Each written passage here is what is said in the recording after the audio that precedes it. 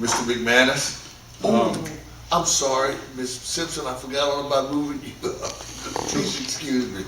Ms. Thompson and Ms. Simpson. Mr. Bill. I mean, Mr.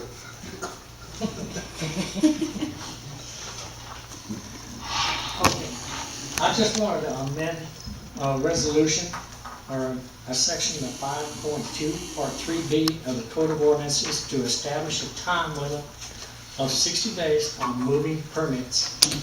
45, but it was printed wrong. But anyway, I mean, we had a problem with one of the gentlemen that has been putting houses in and everything else on the city property and just abandoning them more or less. And we had given him a notice to move the house. He come and got a moving permit to move the house, but he extended 60 days and he still hadn't moved the house. So I think we ought to have an amendment to that to state for 45 days that he's got from the time he picks up the permit to get the house out of the city limits or to move it wherever he wants to move it. Because I think that the 60 days or whatever is a little bit too long, and he's just going to leave it there and just set it. It's just going to be sitting right there, and it's going to be. What actions do we take if he doesn't move it? Then we have to fine him, then we have to give him a citation to move it. I mean, you know, because there's going to be a fine on that if he doesn't get it done in a certain period of time. The way it reads now, does it read 60 days? That's what you're saying? It's No, it doesn't have any time. It doesn't have the time limit Have at any all. time limit at all. I think 45 days would be good because you say 30, but you know, at least 45 would be good. Well, they have to get state permits and Yeah. various other permits, so. So after the 45 days, that individual would have to come back in and reapply for another permit? Yeah, you have to reapply for another permit, or he'll get a period of just a few days, maybe 2 weeks, to get it out of the deal, out of the city limits. Because if he doesn't, then we're gonna fine him, because he can't leave it sitting there indefinitely. In advance of the issuance of any permit for the moving of a home or any structure located outside of the city of Eunice into the city limits, or from one location to another location in the city of Eunice, the building inspector shall be required to conduct an inspection of said home or structure to determine that same complies with all building codes applicable to the city of Eunice, and shall not issue any permit authorizing the moving of said home or structure unless the same complies with all building codes applicable in the city of Eunice, unless the applicant can produce satisfactory proof that said home or structure will be brought into compliance with all building codes applicable in the city of Eunice within the 30 days of movement of home structure onto its new location. So that's two different. Well, Mr. Mayor, if I may, as the author of what you just read, when we had a spate of hurricanes here especially, we got a severe problem with people with old junky trailers moving them in here. And I don't have to tell you, just a few blocks from here we can find a number of them. There's nothing, in my view, that destroys the ambiance of a town like that. Also, a lot of old bedraggled houses, the same kind we're trying to get rid of in the city, bringing them in. And then just all of a sudden appear on a lot here in town. Come to find out there had never been any inspection done by anybody. Authorized me to submit a contract to EPI with the requirement that the city would enter into a contract with EPI on the basis and according to the terms stated in that written contract, provided that EPI would drop all pending litigation against the city. The litigation continues, but the offer is still out there. The offer was intended to resolve this matter by having the city released from any litigation.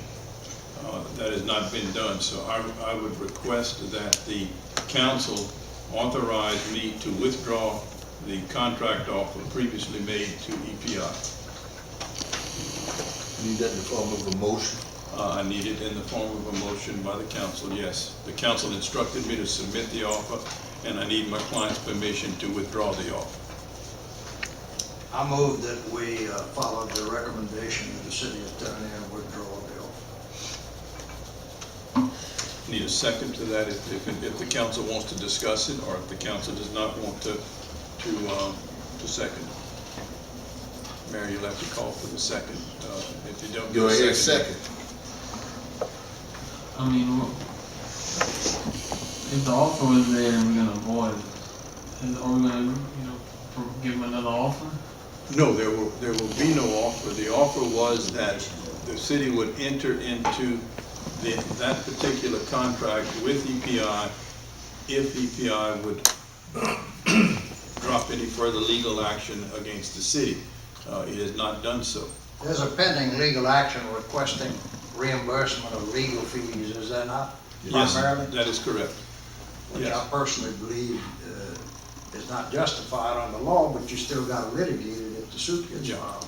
It's the- And it makes no sense to have an offer out there which has been rejected, but it could still be accepted at some later point when the other side has not.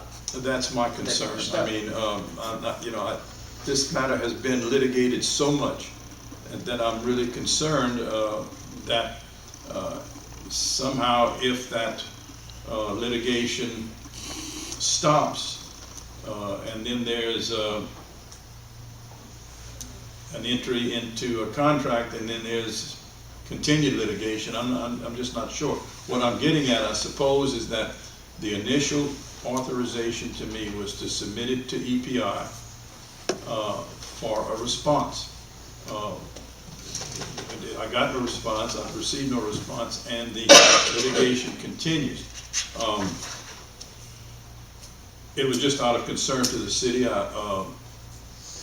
The contract is there, and the terms are stated that if EPI wants to sign, agree to that contract, it has to dismiss any further legal proceedings. What you're talking about, if I'm reading the tea leaves correctly, is putting you in a strong position to negotiate, which you are not if you got an offer out there Yeah, I mean- that has been thus far rejected, but it's still there. That is correct. I mean, the whole idea was to stop the litigation, and that hasn't happened. And so we just have an offer sitting there What if we tell, could you send maybe a final notice that in 30 days that we basically vote on it again?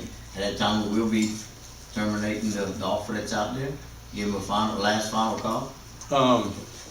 This is a real difficult situation when if I was dealing with one client, but I'm dealing with five. The city council of 5 people is my client. And so I've received instructions from majority of my 5 clients to do one particular thing. And I'd need that same instruction from the same number to change what they've already told me to do. So it was just, I guess, a legal concern of mine that I don't like offers to left open whenever we've made a good faith offer and we haven't received any response. But again, the offer can remain there if the council so chooses, or it can be withdrawn, and then later on, if the council wants to issue a new contract on the same or different terms, it certainly can do so. Aye. Opposed? Motion carries. Thank you. Mr. Fontenot. I'll tell you what, let Ms. Simpson go and I'll get that one right after that. Okay, Ms. Simpson. I had brought up the gullies back in March, and recently the city started cleaning out the gullies on East all the way through Nimitz, the cement gullies, and I'd like to thank the city workers for that. They've done a fairly good job at cleaning out the gullies. Thank you. Pass that compliment on, Ms. Simpson. Thank you, Mayor. Mr. Fontenot? Okay, I'd like to speak quickly about school zones and school buses, because school's back in session, and I'll hand it over to Chief to kind of give a quick rundown on laws concerning those things.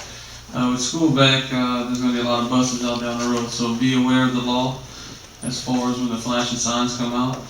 Also, on school zones, please observe and respect the law that's there. Chief, you wanna come up and add something? Thank you, sir. Yes, on the school zone, please be mindful of the school zone is back in effect now, school started again. It's important that we as citizens be aware of our surroundings. Kids out there, they don't pay attention to the vehicles, they're running between the vehicles, and it takes one small accident to get somebody hurt or killed. So we have school zone in place for a reason, to protect your kids. So if in the morning you're in a hurry, leave early. If you're in a hurry, slow down. Be cautious, be mindful when you get in the school zone. We will be enforcing, we will be issuing citation. No excuses. Been told before, it's just every year we do the same problems. I've met with Ms. Simpson earlier, we had numerous complaints this week, Central Middle School. I want to get with her and try to find out some kind of avenue to rectify this problem. A lot of vehicles, kids being picked up, it makes it hard on everybody. Everybody wants to be there, pick up their kids, go home and take care of personal matters. Just be patient. School gets out, teachers try to get kids out, everybody's in a hurry. Be mindful. Take your time. That's very important. Next thing, railroad crossing. We did Operation Lifesaver last Thursday. Wrote 15 citations, 15. We have a couple places in town where there are stop signs that's been erected at a railroad crossing. That stop sign is meant for you to stop each and every time you arrive at that location, not just if there's a train coming. It's there for a reason. San Angelo is known as one of the highest areas as far as accident with railroad crossing. We've dropped down, but we're still up in the statistics. In Eunice alone, we've had a fatality in the last year and several accidents. Be mindful of your surroundings. There's no second chance with a train. I rode a train. I saw people take a chance that was unbelievable. I mean, seconds from getting impacted with a train. When you have a 200,000-pound freight train moving at 30 miles an hour, it will do a lot of damage to a vehicle, much more to a body. So be aware, when the lights are on, stop.